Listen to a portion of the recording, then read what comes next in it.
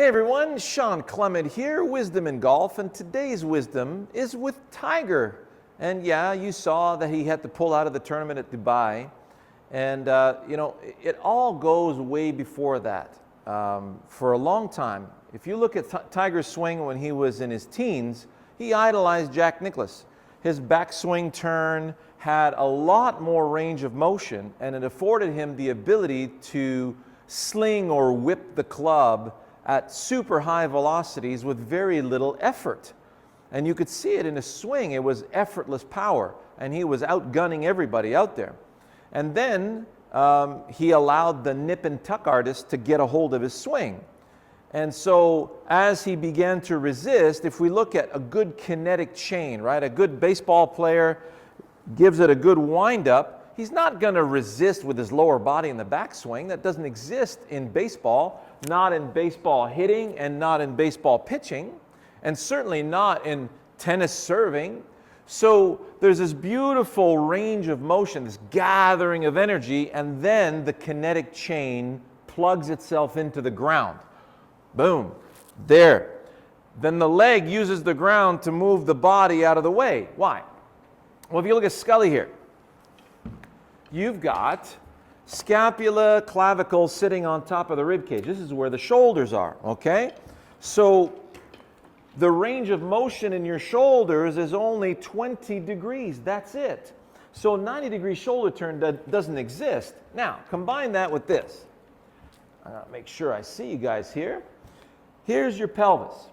You got your sacrum, right? The pelvis.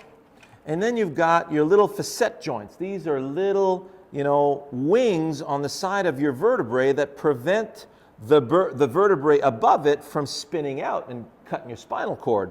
So this is your protection system. So imagine somebody resisting with the lower body and trying to coil the upper body against it. This is all you have. You only have 1 degree of range of motion between each of these facet joints. So you're setting yourself up for some nasty back problems. And guess what? That's what we get on the PGA Tour, right? So now that you can see, you plug yourself into the ground, you're using the ground to get the body out of the way so that you have access to the target. So, really important, if you resist with the lower body and you try to coil upper body against it, then you begin to strain the whole structure. So as you get to the top and everything's all bound up and wound up and strained, it's going to be a lot less strained for an 18-year-old than it will be for a 35, 40-year-old. And now from there, you fire the kinetic chain. Things are going to rip apart, okay? Especially when you do that 5 hours a day and train hard. So what Tiger's been doing recently, according to witness accounts, is you see him having some beautiful warm-up sessions, nice and smooth, and then getting on the first tee and taking a rip at it. So here's what we need to do with Tiger.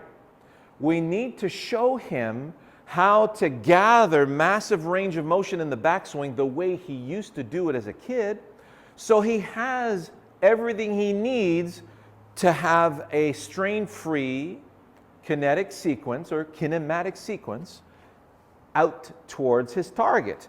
So that's why a 51-year-old like me can still hit a 7-iron 185 yards without even batting an eyelash.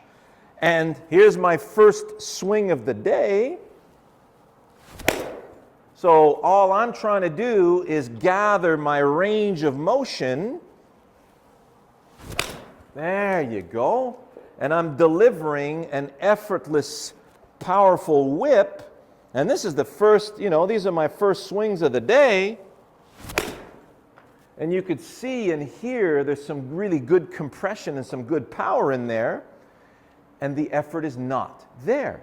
So on a scale of 1 to 10, you're looking for a 3 in effort and a 7 or 8 in velocity.